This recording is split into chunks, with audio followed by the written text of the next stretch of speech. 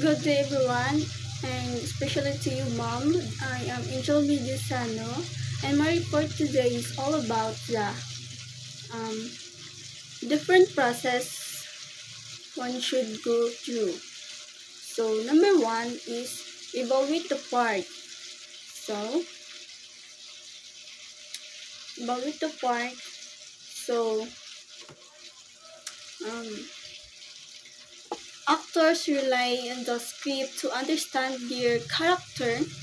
The text refers to the actual lines, while the subtext is the actor's interpretation of those lines.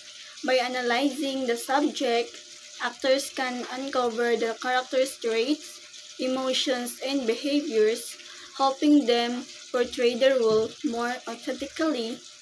This process, also known as quotation analysis, is essential for understanding how characters speak, act, and interact one another. So, uh, this means that actors study their script carefully to understand their character. The text is the actual words written in the script, while the subtext is hidden meaning or emotion behind those words. So, by analyzing the subtext, actors can discover how their character thinks, feels, and behaves, helping them act more naturally and convincingly. So, for example, in Romeo and Juliet, when Juliet says good night, so parting is such sweet sorrow. So the text is about saying goodnight. The subtext shows that she is sad and doesn't want to say goodbye because she loves Romeo deeply. So actors must understand that emotion to portray Juliet sincerely. So the number two is determine the objective of the characters. So superb objective or spine or true line. This is the character's main goal throughout the entire play, what they ultimate want to achieve by the end. So it connects all the smaller objectives and gives direction to the character's journey, depending on whether the goal is fulfilled or not. The story may end in comedy or tragedy. So, sub-objectives are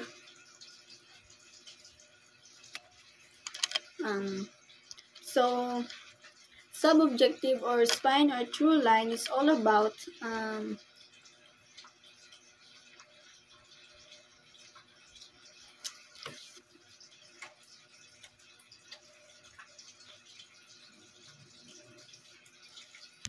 so the determine the objective of the character is every character in a play has a goal, something they want to achieve. So the super objective or true line is the character's main goal throughout the entire play, and the sub-objectives or bits or units are the smaller goals within each within each scene that lead toward the main goal.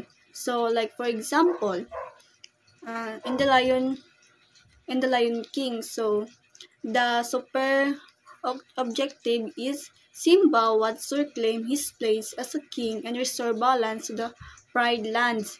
And the sub-objectives is in each scene, Simba might aim to gain courage, confront Scar, or accept his past.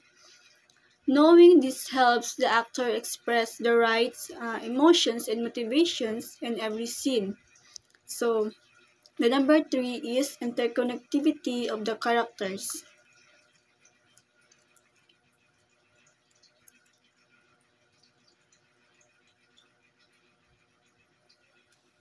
So the number four is the continuation of the determined the object of the character. So this reinforces the idea that actors must know their character goals, desires, or intentions. in each scene. By understanding these objectives, actors can plan their movements, voice tone, and facial expressions to match what the character wants to achieve. So, example, in Frozen, Elsa's objective in the song Let It Go is to express her freedom and release her fears. So, her strong voice, wide gestures, and confident posture all show that her goal is to finally be herself. So,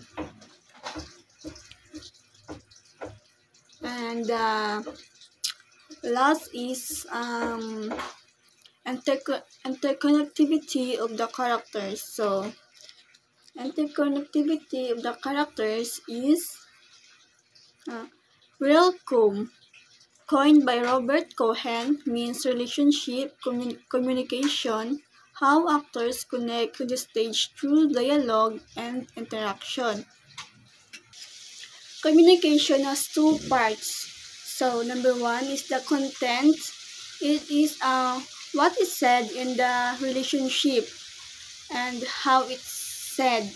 In theater, this is crucial because tone, emotion, and delivery reveal relationships between characters.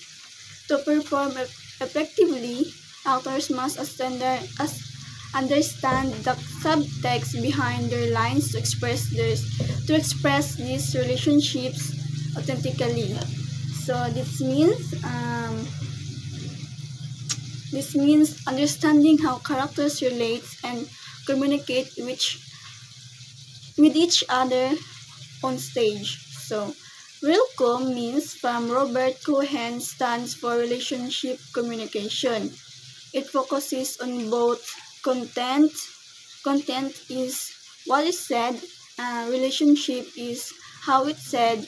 Like tone, emotion, and attitude. So, this helps actors portray genuine relationship by showing how characters feel toward one another through their delivery, facial expressions, and body language.